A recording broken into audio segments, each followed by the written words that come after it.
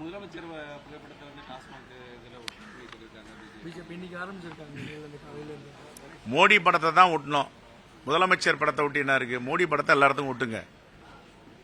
ஒன்று சொல்லுங்க, நாங்கள் வந்து தமிழ்நாட்டில் குஜராத் மாதிரி மதுவிலக்கை கொண்டு வாங்க, அந்த வருவாய் இழப்பை கொடுக்குறோம். எல்லா நம்முடைய குடிமக்கள் இதற்கு பழக்கப்பட்டவர்களுக்கு வந்து மனோநில மருத்துவரை வச்சு நாங்கள் ஆய்வு செய்கிறோம். 1 வருடத்திற்குள் மூடுங்கன்ட்டு ஒன்றிய அரசு சொல்லட்டும். ஏன் ஒன்றிய அரசு நடவடிக்கை எடுக்க மாட்டேங்குது? ஒன்றிய அரசு நடவடிக்கை எடுக்கணும். இன்னைக்கு வருவாய் பற்றாக்குறையை வந்து 1.27% குறைச்சிருக்கிறாங்க. பல லட்சம் கோடி செலவு செய்கிறாங்க, கடன் வாங்குறாங்கன்றாங்க. ஆனால் இது எதுக்காக வாங்குறாங்க? 2 மூலதன முதலீடுன்னு ஒன்று சொல்கிறோம், மக்களுடைய நலன் கருதின்னு சொல்கிறோம். அப்படின்னா சோசியல் வெல்ஃபேர் ஸ்கீம்ஸ், மக்கள் நல திட்டங்கள் தீட்டுவதற்கு கடன் வாங்கி பண்ணாமல் எப்படி பண்ண முடியும்? சரி, 19,76,000 கோடி தனியார் கடன்கள் வரா கடன்களாக இருக்குதுன்னு நேற்று நாடாளுமன்றத்தில் சொல்றாங்களே, இதெல்லாம் அவங்க கொடுக்க போறாங்களா? இன்னும் கொஞ்ச நாள் தள்ளுபடி பண்ண போறாங்க. இது யாருடைய பணம்? மக்களுடைய பணம். அப்ப பணக்காரர்களுக்கும் கோடீஸ்வரர்களுக்கும் அதானிக்கும் அம்பானிக்கும் லட்சக்கணக்கான கோடிகளை கொடுத்து நீங்க தள்ளுபடி பண்ணுவீங்க. ஏழை எளிய மக்களுக்கு கடன் வாங்கி செலவு பண்ணா அதை குற்றம் சொல்லுவீங்க. அது என்ன வாயி, இது என்ன வாயின்னு தெரியல. இப்போ பாஜக ஆளும் மாநிலங்களில் ராஜஸ்தான்ல ஒரு அனுமதி இல்லாம நாங்க போராடணும்னா பாஜக அரசு அனுமதி கொடுக்குமா?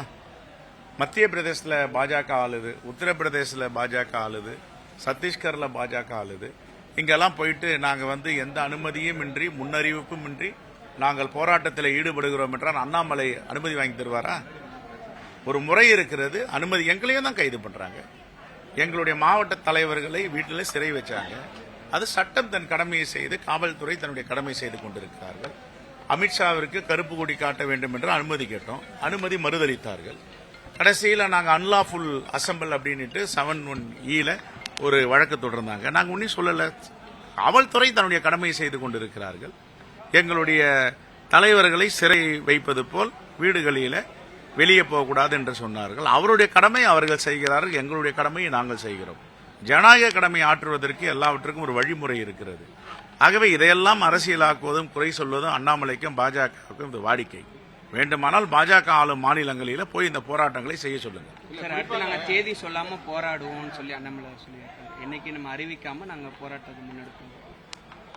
அவர் என்ன போராடினாலும் தமிழ்நாட்டு மக்கள் அவங்கள நம்ப மாட்டாங்க. எதுக்காக போராடுறாங்க?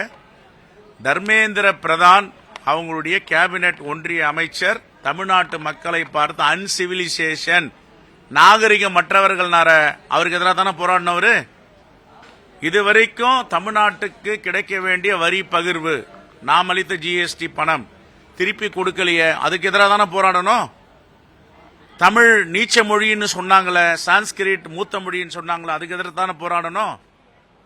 பெருவெள்ளம், காற்றாற்று வெள்ளம், 100 ஆண்டுகள் காணாத பெருமழை பெய்தத சென்னை, காஞ்சிபுரம், செங்கல்பட்டு, திருவள்ளூர், தூத்துக்குடி, இந்த பேரழிவுக்கு, இயற்கை பேரிடருக்கு ஒரு பைசா கூட நிதி கொடுக்கலையே, இதுக்கு எதிராக தானே அவர் போராடணும். ஏன் கொடுக்கல நிதின்னு? அப்ப தமிழ்நாட்டு மக்களுக்காக அவங்க அரசியல் செய்யறாங்களா, கட்சி நடத்துறாங்களா? இல்ல இங்க இருக்கிற தமிழ்நாட்டு மக்களுக்காக குரல் கொடுக்கின்ற கட்சிகளின் குரல் வலையை நெருக்கணும்னு கட்சி நடத்துறாங்களா? இதான் வித்தியாசம். செய்திகளை உடனுக்குடனும் துல்லியமாகவும் தெரிந்து கொள்ள சப்ஸ்கிரைப் பண்ணுங்க.